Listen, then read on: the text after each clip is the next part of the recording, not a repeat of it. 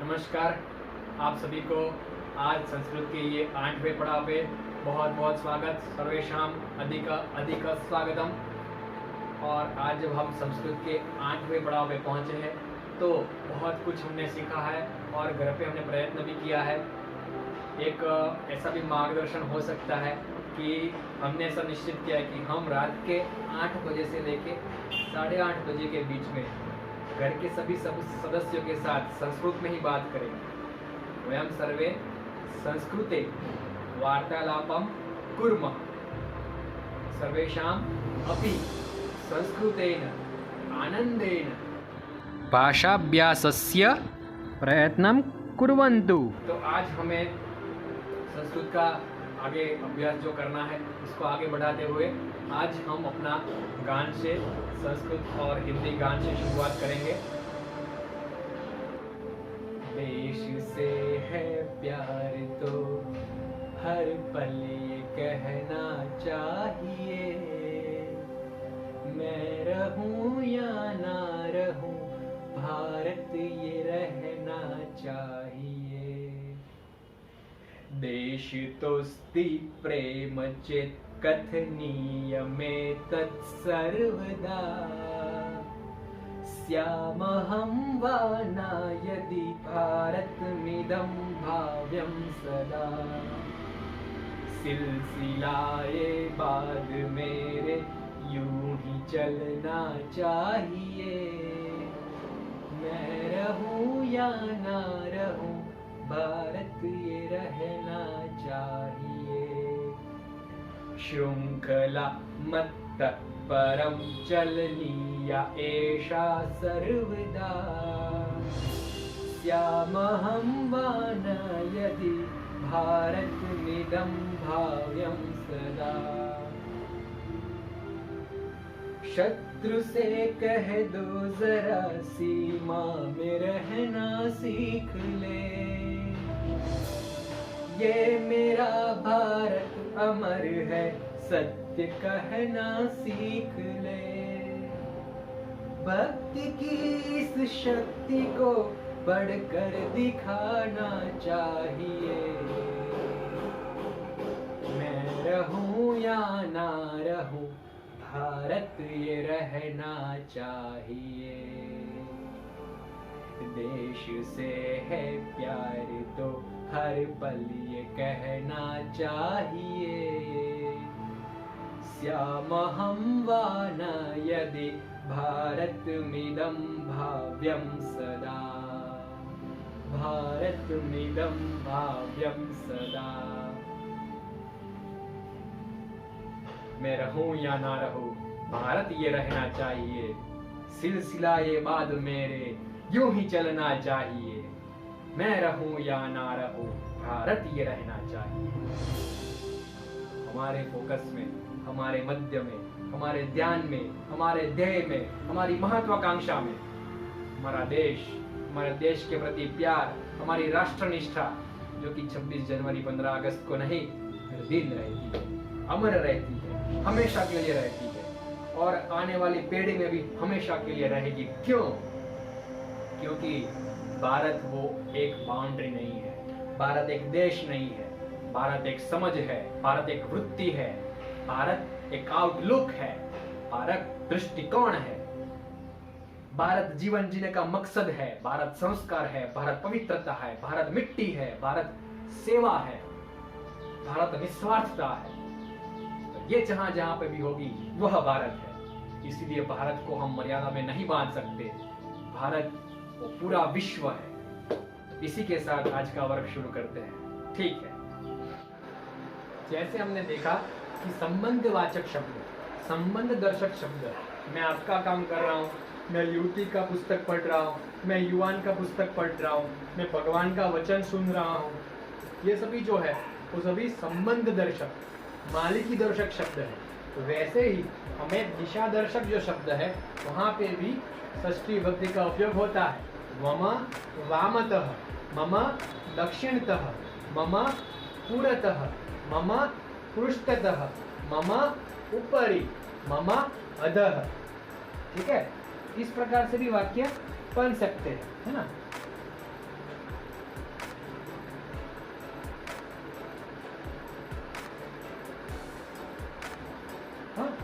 मम पुरतः वातायनम् अस्ति। वातायनं मतलब विंडो, बारी। मम पृष्ठतः दूरदर्शनम् अस्ति। मम पृष्ठतः दूरदर्शनम् अस्ति। मम वामतः द्वारम् अस्ति। मेरे बाईं ओर, लेफ्ट साइड द्वार है, दरवाजा है। मम वामतः द्वारम् अस्ति। मम दक्षिणतः आसन्दः अस्ति। आसन्दः मतलब कुर्सी। मम दक्षिणतः, मम दक्षिणतः किं? मम दक्षिणतः आसन्दः अस्ति। ठीक है, वैसे ही मम उपरि व्यजनम् अस्ति। मम उपरि किं? मम उपरि व्यजनं, फैन, पंखा। मम उपरि व्यजनम् अस्ति। मम अधः प्रौञ्चनी, बिछौना, शेतरंजी। मम अधः प्रौञ्चनी अस्ति। भवतः आजुबाजु, भवतः आसपास किम् अस्ति? किम् अस्ति इति विचारयतु, इति चिन्तयतु, तत्पश्चात् वदतु। मम पुरतः, मम पृष्ठतः, मम पुरतः, मम पृष्ठतः, मम वामतः, मम दक्षिणतः, मम उपरि, मम अधः। ऐसे हम ऐसे युवक भी बना सकते हैं। युवकस्य पुरतः वातायनम् अस्ति।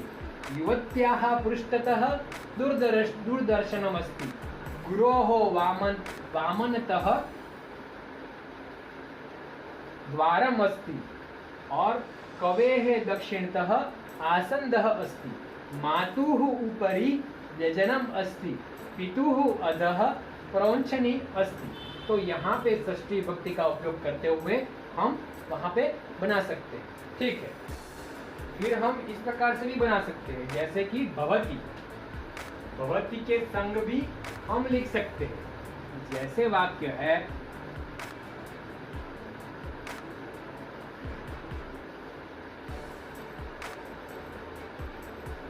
भवती संग।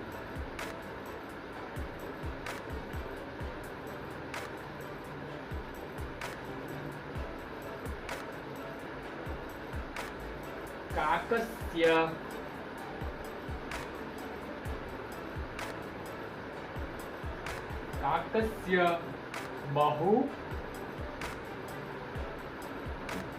संतोषः भवति।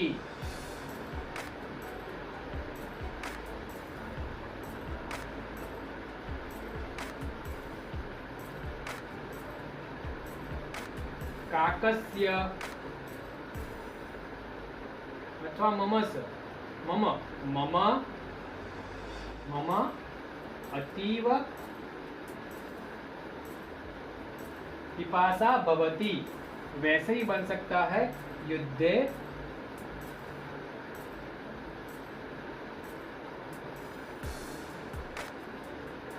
अगर मैं यहाँ लिखना चाहता हूँ, आपके लिए परीक्षा है, आप बताइए क्या आएगा यहाँ? युद्धे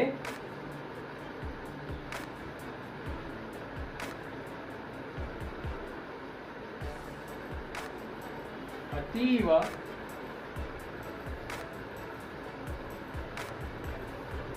आनंदः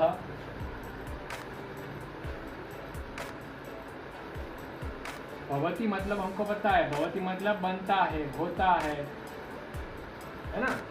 तो यहाँ क्या, यहाँ पे कौन में है? जेता, जेता विजेता। जेता मतलब जीतने वाले को बहुत आनंद होता है, युद्ध में जीतने वाले को बहुत आनंद होता है। युद्धे खाली जगह, ब्लैंक, रिक्त स्थान में क्या आएगा? सोचिए। जैसे मम है, कैसे काकस्य है, वैसे जेता का, जेता कैसा शब्द है? नेता जैसा शब्द है, नेत्रु, चेत्रु में से बना हुआ शब्द है। तो क्या आएगा बताइए?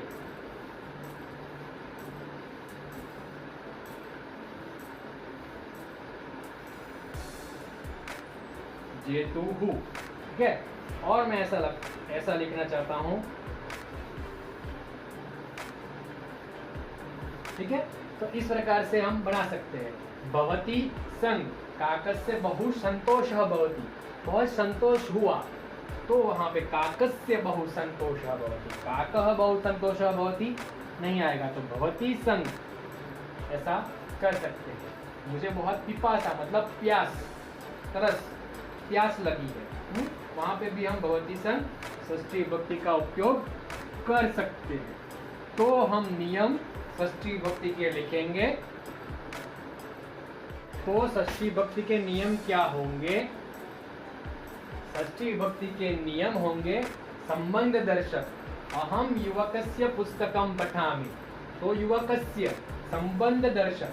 फिर हमने देखा था दिशा दर्शक, तो दिशा दर्शक में आएगा आसन्दः युवकस्य वामतः अस्ति, मम वामतः आसन्दः अस्ति, मम वामतः आसन्दः अस्ति, मम दक्षिणतः द्वारम अस्ति। तो वहां पे दिशा दर्शक में भी हमने देखा षष्ठी विभक्ति। और भवती संग काकस्य बहु संतोषः भवति। तो मित्रों, जब हमने षष्ठी विभक्ति का अभ्यास किया तो हमें कुछ श्लोक की याद आती है। कौन से श्लोक की याद आती है? तो इस प्रकार के गीता के श्लोक की याद आती है। यदा यदा हि धर्मस्य ग्लानिः भवति भारत, अभ्युत्थानम् अधर्मस्य तदात्मानं सृजाम्यहम्, सृजामि अहम सृजामि। ठीक है। तदा यदा यदा तदा तदा, जब जब तब तब, आत्मानम मतलब मैं, अभ्युत्थानम अधर्मस्य, अधर्म की अभ्युत्थान होती है, अधर्म फूला फालता है, धर्म ग्लानि, धर्म की ग्लानि, धर्मस्य ग्लानि। तो हमें मालूम हुआ धर्मस्य अधर्मस्य। भवती भारत, हे भारत, यहाँ भारत आना चाहिए ना। भारत मतलब अर्जुन को बोले, भरत वंश को, भरत वंश के वंशज भरत के वंशज भरत, तो भारत, भरत के वंशज भारत, तो भारत की जगह भारत लिखा है। क्यों? हे भारत, संबोधन विभक्ति सीखेंगे तब उसका अर्थ सीखेंगे। मगर भवती ग्लानि भवति, धर्मस्य ग्लानि भवति, अधर्मस्य अभ्युत्थानं भवति, तदात्मानं सृजामि अहम सृजामि। क्या आता है? हस्तस्य भूषणं दानं, हस्तस्य भूषणं दानं, सत्यम कंठस्य भूषणम। सच बोलना, सत्य बोलना, सत्य बोलना वो कंठ का आभूषण है। श्रोत्रस्य भूषणम शास्त्रम, शास्त्र जो सुनते हैं उसी प्रकार से श्रोत्रस्य भूषणम शास्त्रम, शास्त्र सुनना वह श्रवणम का, कान का, कर्ण का आभूषण है। दूसरे भूषण क्या काम के अगर ये भूषण नहीं है तो? दूसरे आभूषण का कोई काम नहीं अगर ये तीन भूषण नहीं है। इस प्रकार के सुंदर श्लोक भी हम देखते हैं। हस्तस्य भूषणम दानम, सत्यम कंठस्य भूषणम, श्रोत्रस्य भूषणम शास्त्रम, भूषणैः किम प्रयोजनम। इस प्रकार से हम षष्ठी विभक्ति का आज अभ्यास किया है। षष्ठी विभक्ति के कुछ वाक्य हमें लिखना है, आपकी परीक्षा भी होगी इसी के साथ इस वर्ग के अंदर। ठीक है मित्रों, तो हमें क्या देखना है अभी? तो हमें कुछ वाक्य प्रयोग करेंगे षष्ठी विभक्ति का, और फिर उसके बाद थोड़ी सी परीक्षा करेंगे। मतलब कि जो सीखे है उसका थोड़ा जांच करेंगे कि कैसे हमने सीखा है, क्या सीखा है, गलत तो नहीं सीख लिया। ठीक है, तो पहले हम कुछ वाक्य लिखना चाहेंगे।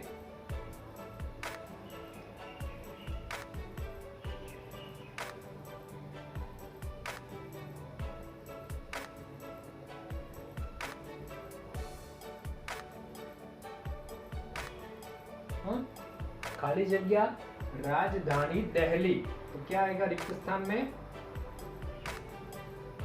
भारतस्य,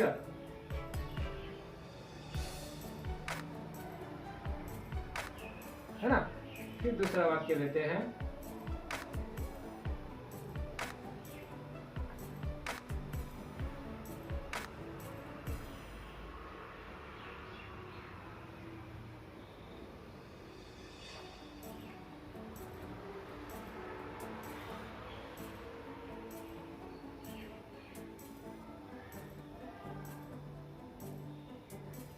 है ना। रिक्त स्थान राजधानी गांधीनगरम, तो क्या आएगा गुजरातस्य। ठीक है। फिर अगर देखना है तो राजस्थानस्य राजधानी जयपुरम। ठीक है। फिर हम देख सकते हैं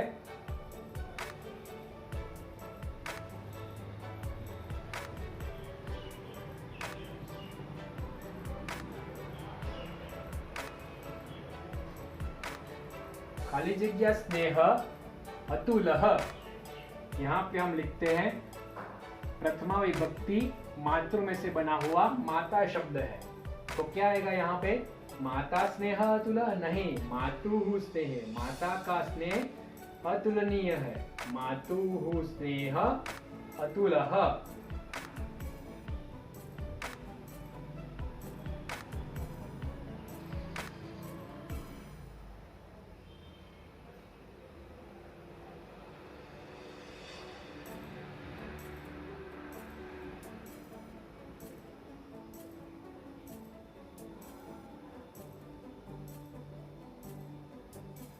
क्या आएगा यहाँ पे अगर मैं लिखता हूं वस्तु, तो क्या आएगा वस्तुनः मूल्यम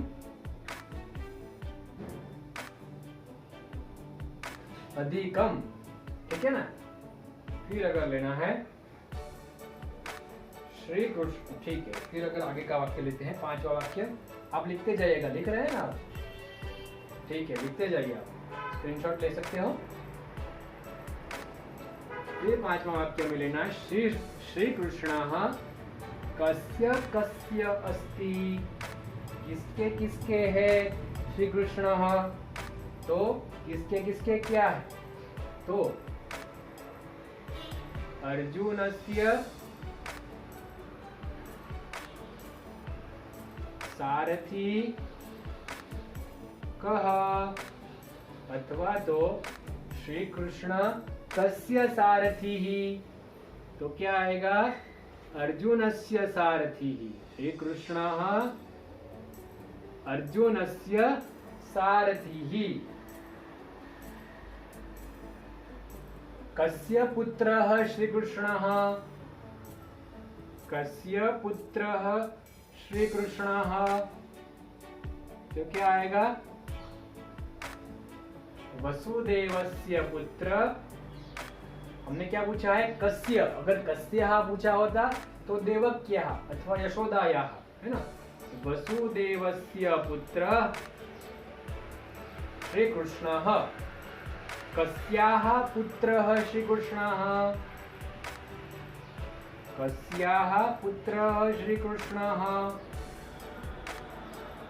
तो क्या आएगा देवक्याः पुत्रः, देवक्याः पुत्रः श्री कृष्णः। फिर हमें लेना है कस्य सहोदरः श्री कृष्णः, कस्य सहोदरः श्री कृष्णः,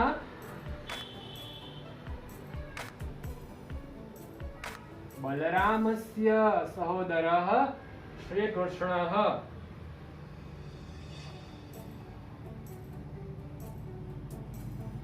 कस्याः स्वामी श्री कृष्णः, कस्याः स्वामी, तो आएगा मीरायाः स्वामी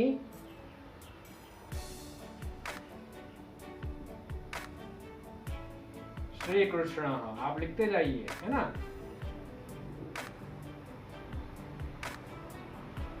कस्याः स्वामी श्री कृष्णः, तो आएगा द्वारिका, द्वारिका याः स्वामी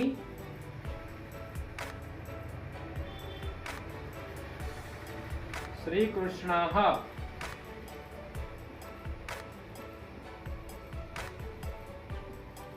है ना। ऐसे हम बना सकते हैं। कस्याः पतिः श्री कृष्णः, रुक्मिण्याः, रुक्मिणी शब्द है, रुक्मिणी, अगर क्या आएगा रुक्मिणी की जगह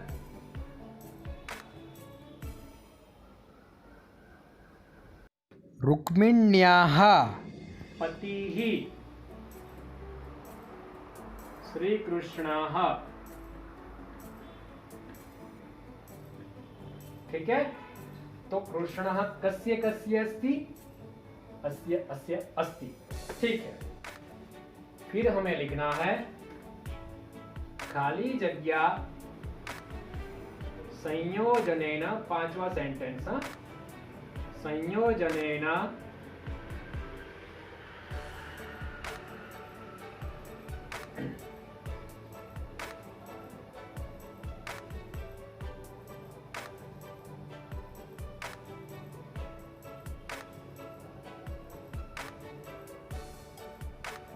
अंजलिः भवति। तो क्या आएगा रिक्त स्थान में? और यहां पे हम लिखते हैं हस्ते, हस्तम हस्ते हस्तानी। तो हस्ते का क्या आएगा? दो हाथ को संयोजन इकट्ठा करने के बाद अंजलि बनती है। तो क्या आएगा? हस्तयोः फलयोः युवकयोः फलयोः, वैसे ही हस्तयोः। ठीक है, फिर हमें छठा वाक्य लेना है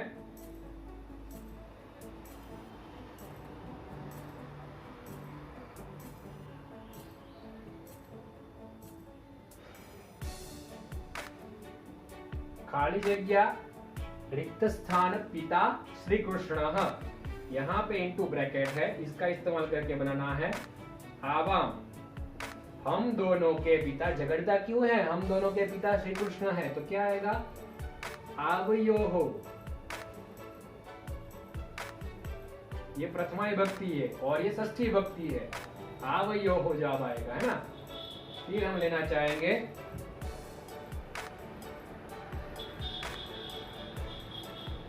रिक्त स्थान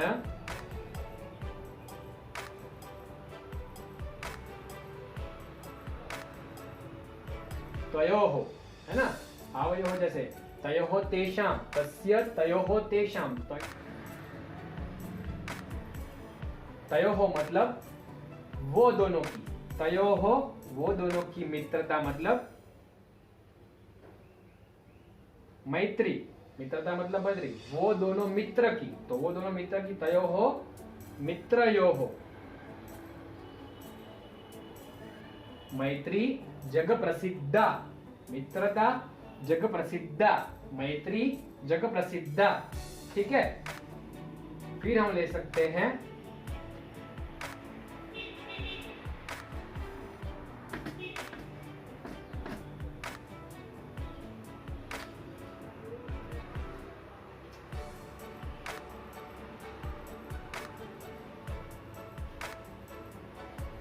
रिक्त स्थान रक्षकः श्रीकृष्णः।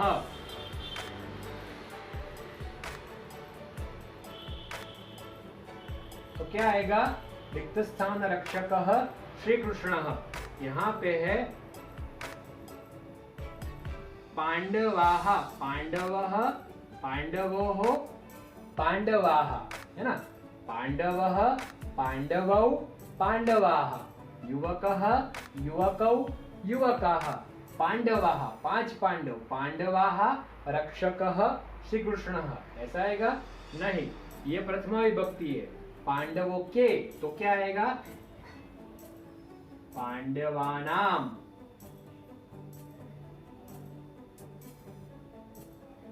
पांडवानाम रक्षकः श्रीकृष्णः। पांडवानां रक्षकः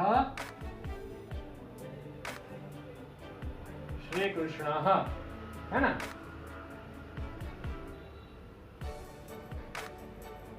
खाली जगह रिक्त स्थान संस्कृतः।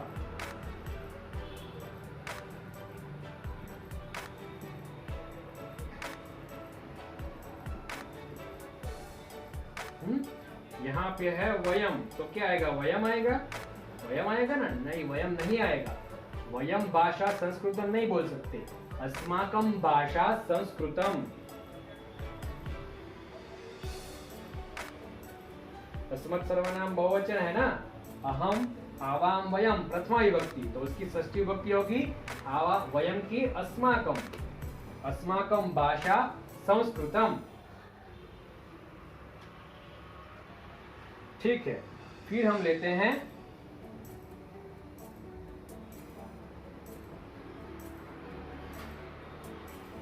रिक्त स्थान जीवनम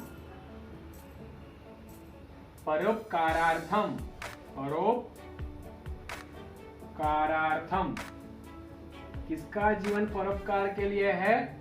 तो नदी, मगर नदी का बहुवचन क्या होता है? नदी, युवती, नदी, नद्यौ, युवत्यौ, युवत्यः, नद्यः, मगर ये प्रथमा विभक्ति है। हमें क्या लिखना है? नदी का जीवन, सभी नदियों का जीवन, तो क्या आएगा? बोलिए, नदी नाम, नदी नाम जीवनम परोपकारार्थम। ठीक है, लिखते जाइएगा। अभी हम 11वां सेंटेंस लेंगे। एकादश वाक्यम अस्ति मयूरः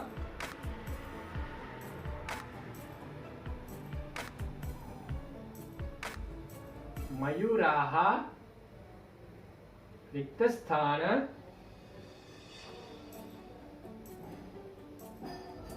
गर्जनम इच्छन्ति।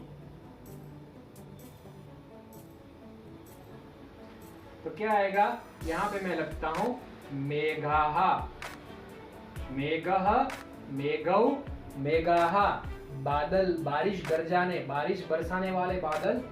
मयूराः, मेघाः, तो क्या आएगा? युवकानाम, मेघानाम, मयूराः मेघानाम गर्जनम इच्छन्ति।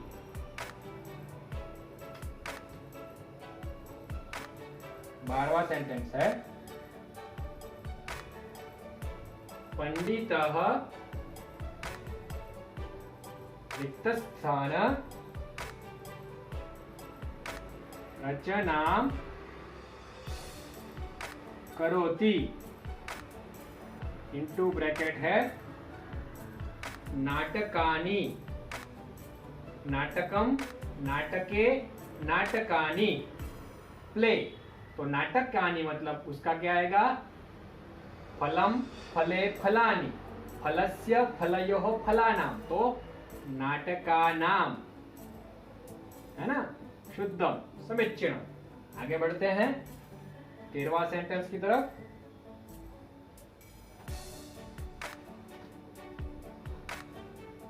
बृहस्पतिः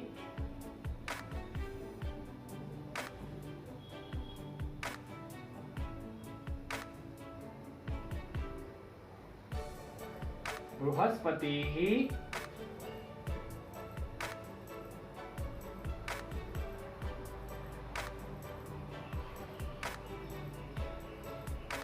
केषां गुरुः अस्ति? केषां, तो जवाब है देवाः, प्रथमा विभक्ति है देवः, देवौ, देवाः, तो यहां क्या आएगा? देवों के गुरु, देवा नाम, है ना? फिर आएगा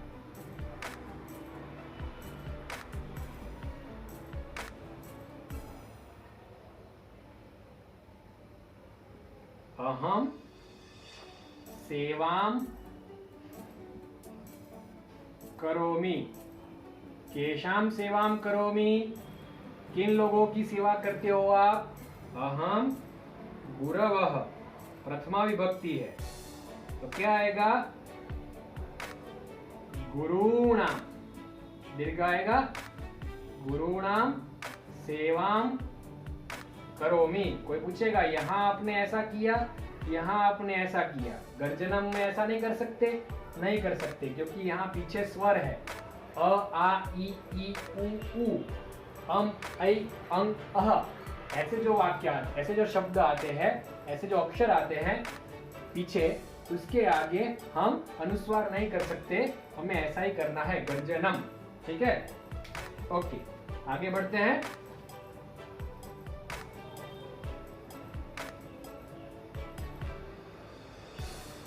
गुरूणाम सेवाम करोमि।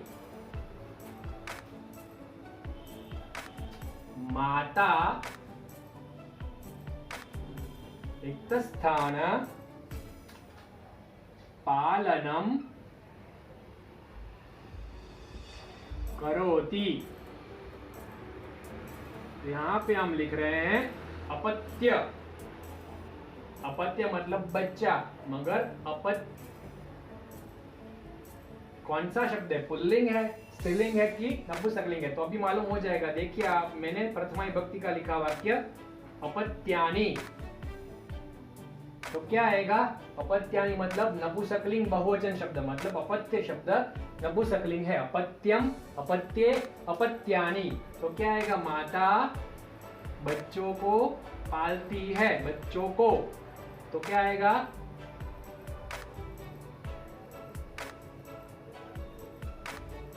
अपत्यानाम। माता अपत्यानाम पालनम करोति। ठीक है, फिर है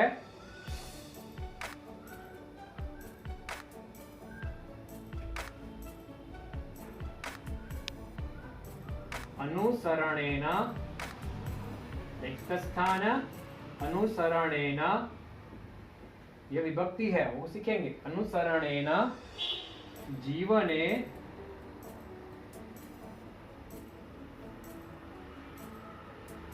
अनुशासनम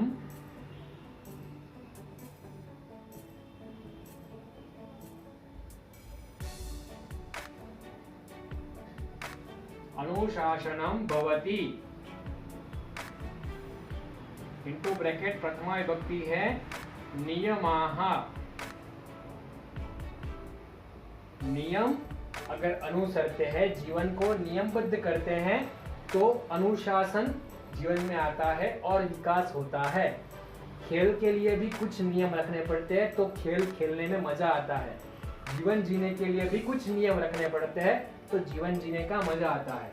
तो नियमाः प्रथमा विभक्ति का शब्द है, तो क्या आएगा? नियमाः, तो क्या आएगा?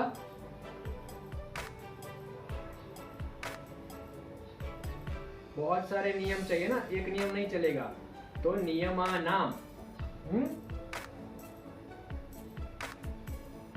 नियमानाम अनुसरणेन जीवने अनुशासनम भवति।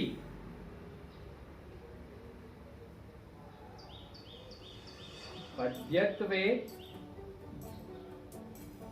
रिक्तस्थान जलम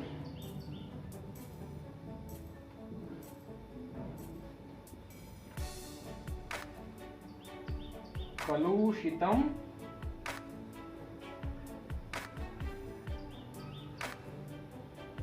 भवति। आजकल की नदी में पानी कलुषित हो गया है। आजकल के नदियों का पानी, नदियों का, नद्यः फिर से बहुवचन है, प्रथमा विभक्ति, षष्ठी विभक्ति क्या आएगी? नदीनाम। अद्यत्वे नदीनाम जलम कलुषितम भवति।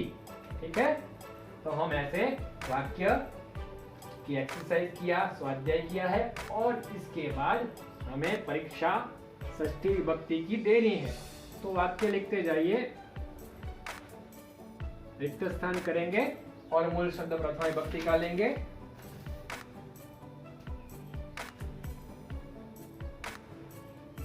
प्रथम वाक्य,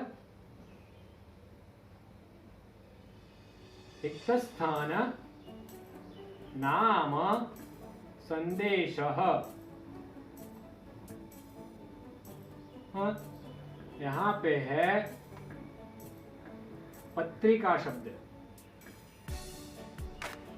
पत्रिका, समाचार पत्रिका, न्यूज़पेपर, खाली जगह नाम संदेश, ये प्रथमा विभक्ति है, स्त्रीलिंग शब्द। आपको बनाना है, आपको पहचानना भी है स्त्रीलिंग, पुल्लिंग की नपुंसकलिंग। मैंने कह दिया स्त्रीलिंग है, अभी आपको यहाँ पे लिखना है उसका रूप, षष्ठी विभक्ति का रूप। इसका नाम संदेश है, पत्रिका का नाम, पत्रिका का, तो उसमें क्या आएगा वो आपको लिखना है।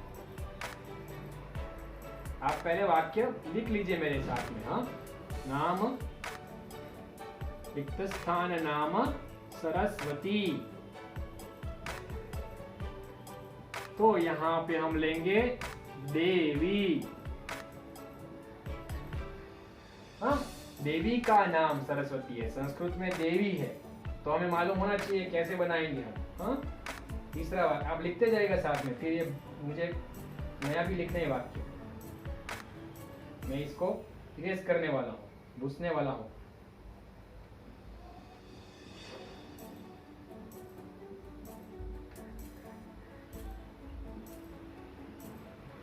रिक्त स्थान नाम रामायणम इनटू ब्रैकेट ग्रंथः।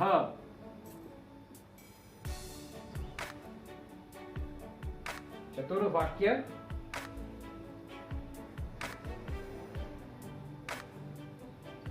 श्रीकृष्णः किं करोति? श्रीकृष्णः रिक्तस्थानमध्ये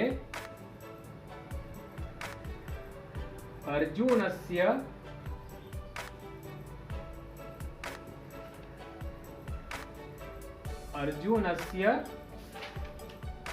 रथं स्थापयति।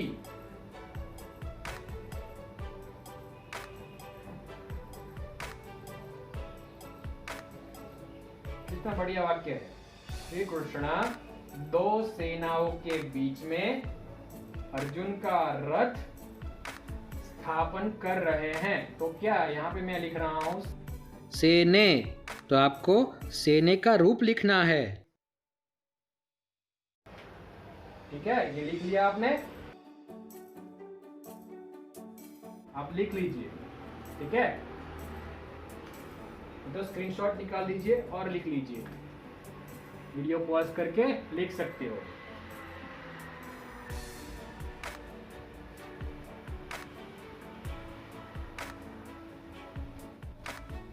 पांचवा वाक्य है सज्जनाः रिक्तस्थान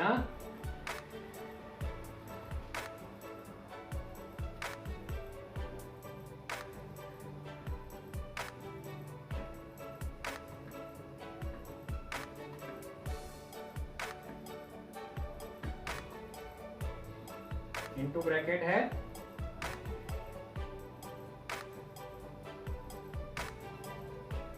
सुक्तयः, सुक्ति, सुक्तिः, सुक्ति, सुक्तयः। अभी आपको सोच के लिखना है षष्ठी विभक्ति का रूप।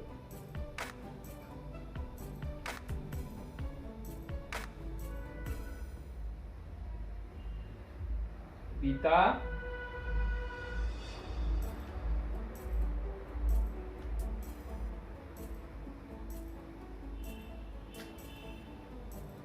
गणनां करोति। किसकी गणना करते हैं? वस्तु की गणना करते हैं। मैं यहाँ पे लिख रहा हूं बहुत सारी वस्तु है, वस्तूनि। ठीक है,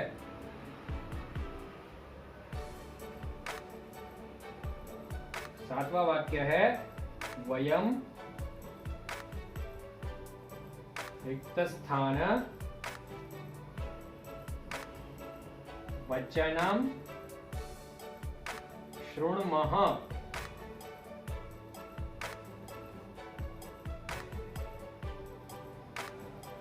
ठीक है, किसका वचन सुन रहे हैं? कार्यकर्ता के। मगर कितने हैं कार्यकर्ता? बहुत सारे हैं, बहुवचन है। कार्यकर्तारः, कार्यकर्ता रह, कार्यकर्ता के, कार्यकर्ताओं के वचन सुन रहे हैं, वयम सुन रहे हैं, तो आपको उसका रूप लिखना है।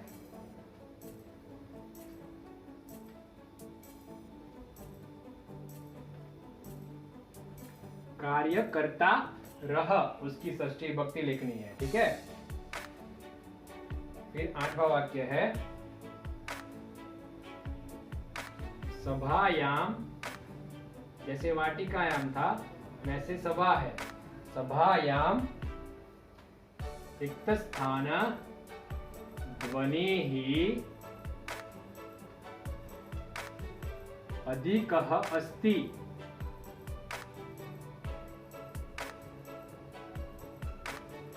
किसका ध्वनि ज्यादा है?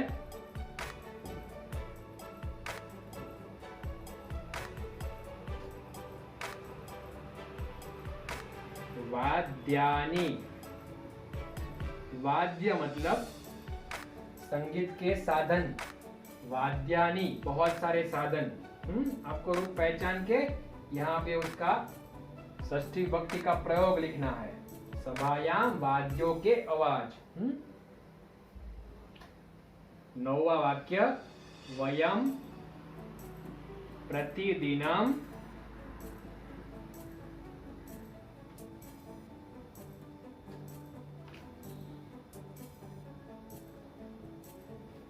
जीवन चरित्रम, वयम प्रतिदिनम रिक्त स्थान जीवन चरित्रम पठामः।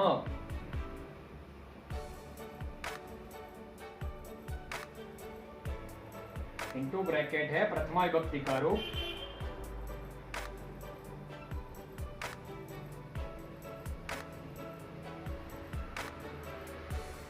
महापुरुषाः, बहुत सारे महापुरुषों के जीवन चरित्र हर रोज पढ़ाते हैं। 10वां वाक्य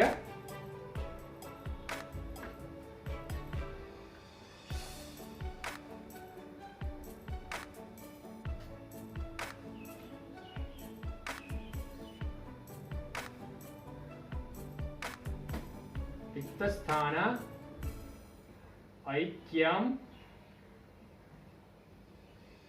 न सुलभम।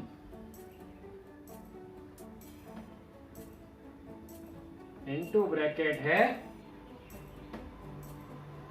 मति ही मति मतयः, बुद्धि के बारे में है। मति का ऐक्य होना, विचारों का ऐक्य होना सरल नहीं है, सुलभ नहीं है। 11 वाक्य 11वां वाक्य रिक्त स्थान खाली जगह आज्ञा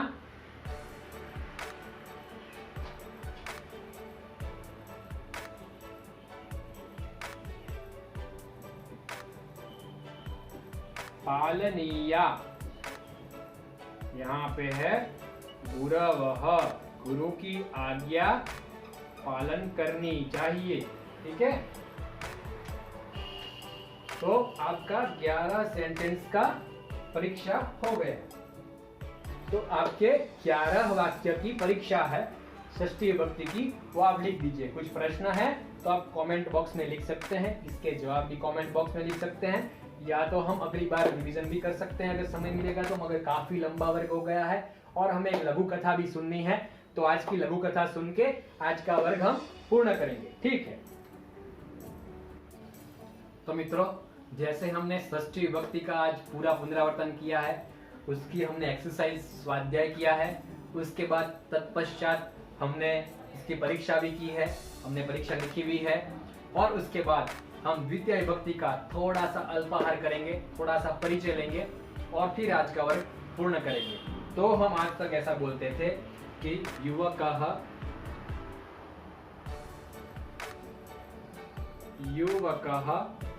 पठति, है ना, युवकः पठति। अभी यहाँ पे है एतत् पुस्तकम, एतत् किम, एतत् पुस्तकम, तो यहाँ पे पुस्तक पढ़ा है, एतत् पुस्तकम। ठीक है, और मुझे कहना है कि युवकः पुस्तक पढ़ रहा है, तो क्या आएगा, द्वितीय विभक्ति का इस्तेमाल आएगा। किसके ऊपर आएगा, पुस्तक के ऊपर। द्वितीय विभक्ति का प्रयोग कहाँ करना है, पुस्तक के ऊपर। क्यों द्वितीय विभक्ति का प्रयोग करना है, क्योंकि युवक पढ़ रहा है। क्या पढ़ रहा है? पुस्तक पढ़ रहा है। तो पुस्तक के पर क्या हुआ? क्रिया हुई। जिसके साथ क्रिया होती है उसको द्वितीय विभक्ति कहा जाता है ना? जैसा हमने देखा है, युवकः पुस्तकम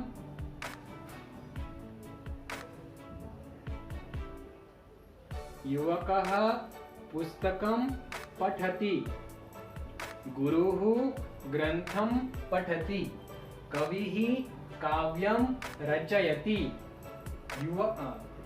पिता काव्यं लिखति, है ना? तो हम जब कुछ चीज के साथ क्रिया करते हैं अथवा तो कोई व्यक्ति के साथ क्रिया होती है, जैसे कि मैं बालक को पढ़ा रहा हूं, अहम बालकम पाठयामि, युवान अथवा तो अध्यापकः बालक को पढ़ा रहे हैं, अध्यापकः बालकम पाठयति, है ना? तू बालक को पढ़ा रहा है, त्वं बालकम पाठयसि, आप श्री बालक को पढ़ा रहे हैं, भवान बालकम पाठयति, आप सभी बालक को, एक बालक को पढ़ाते हैं। तो आएगा त्वं युवाम यूयम, यूयम बालकम पाठयन्ति पाठयथ, यूयम यूयम बालकम पाठयथ, है ना? पाठयसि पाठयथः पाठयथ, त्वं पाठयसि युवां पाठयतः यूयं पाठयथ। तो इसी प्रकार से युवकः पुस्तकं पठति, तो जिसके ऊपर क्रिया होती है उसको हम क्या कहते हैं? द्वितीय विभक्ति होती है। अभी हमें कहना है, जैसे कि हमने षष्ठी विभक्ति देखी है, युवकः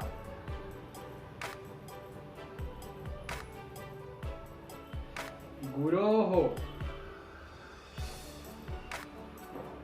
गुरोः अथवा अग्रजस्य, बड़े भाई की पुस्तक पढ़ रहा है, अग्रजस्य, अथवा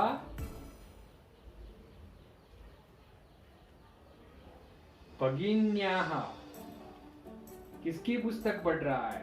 बड़ी बहन की पुस्तक पढ़ रहा है, भगिन्या, अग्रजायाः भी लिख सकते हैं, भगिन्याः पुस्तकम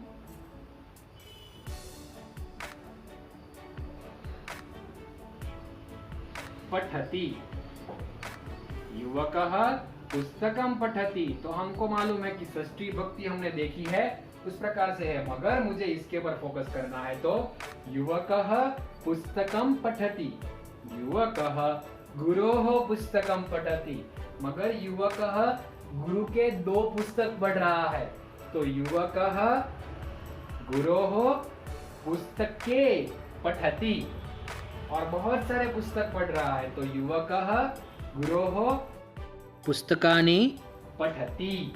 इस प्रकार से वाक्य प्रयोग बनता है, ठीक है ना? तो युवकः पुस्तकम पठति, मगर युवान 2 पुस्तक पढ़ रहा है, तो युवकः पठति, पठति पठतः पठन्ति, युवक के साथ पठति ही लगेगा। हमको मालूम है हमारा पहले वर्ग का सिद्धांत, मूलतः सिद्धांत कर्ता क्रियापद, कर्ता क्रियापद, युवकः पठति, अगर 2 युवान है, युवकौ पठतः और युवकाः पठन्ति। अभी ये बदल नहीं होगा, वो चेंज नहीं होगा। युवकः पठति, युवकः पुस्तकम पठति, युवक एक पुस्तक पढ़ रहा है, मगर 2 पुस्तक पढ़ रहा है, तो युवकः पुस्तके पठति, और 3 या उससे ज्यादा बहुवचन के अंदर पुस्तक पढ़ रहा है, युवकः पुस्तकानि पुस्तकानि पठति। तो हमें मालूम हो गया एक वचन, द्विवचन या बहुवचन, द्वितीय विभक्ति का कोई भी होगा तो भी हम युवकः पठति ही रखने वाले हैं। बीच में भी हम ले सकते हैं, युवकः भगिन्याः पुस्तके पठति, युवकः अग्रजस्य पुस्तकानि पठति, कुछ भी ले सकते हैं, है ना? तो वाक्य देखो लंबा बनता गया, अभी हम वाक्य अच्छे से बोल सकते हैं। तो षष्ठी विभक्ति का जैसे हमने पुनरावर्तन किया, वैसे ही आज हमने द्वितीय विभक्ति का अल्पाहार किया है। कैसे आगे आता है उसको अगली बार देखते जाएंगे और सीखते जाएंगे। तो आज का वर्ग हम एक लघु कथा से पूरा करेंगे, ठीक है। पिछली बार के वर्ग में भी हमने एक लघु कथा ली थी, आज भी हम एक लघु कथा लेंगे और ये लघु कथा को सुनते जाएंगे। आप भी लघु कथा YouTube के ऊपर बहुत सारे वीडियो से लघु कथा इन संस्कृत करके सुन सकते हैं, क्योंकि लघु कथा छोटी सी जो कहानियां आती है उसको सुनते सुनते हम ज्यादा संस्कृत अच्छे से बोल पाते हैं और अभ्यास कर सकते हैं। तो आज की लघु कथा शुरू करते हैं, ठीक है। तो एषा लघु कथा सरला कथा संस्कृतेन भाषां श्रवणेन भाषाभ्यासः शीघ्रं भवति, अतः भवन्तः सावधानेन कथां शृण्वन्तु। एकस्मिन् वने एकः सिंहः मूषकः च निवसति स्म। मूषकः प्रतिदिने क्रीडां करोति स्म। मूषकः उद्दण्डः आसीत्। सः एकदा क्रीडां कृत्वा कृत्वा सुप्तस्य सिंहस्य उपरि पतति स्म। सिंहः जागर्ति, सः कुप्यति स्म। सः मूषकाय गृह्णाति स्म। तस्य मूषकं खादितुम् इच्छा अभवत्। मूषकः वदति, क्षम्यतां महाराज, क्षम्यतां, मां न खादितुम्। सिंहः वदति, अहं त्वां खादिष्यामि। मूषकः वदति, क्षम्यतां महाराज, मां न खादितुं, मां खादित्वा भवतः बुभुक्षा शान्ता न भवति।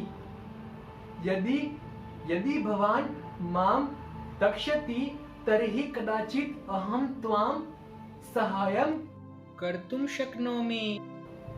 सिंहः वदति स्म, अहं मृगराजः अस्मि, अहं बलवान् अस्मि,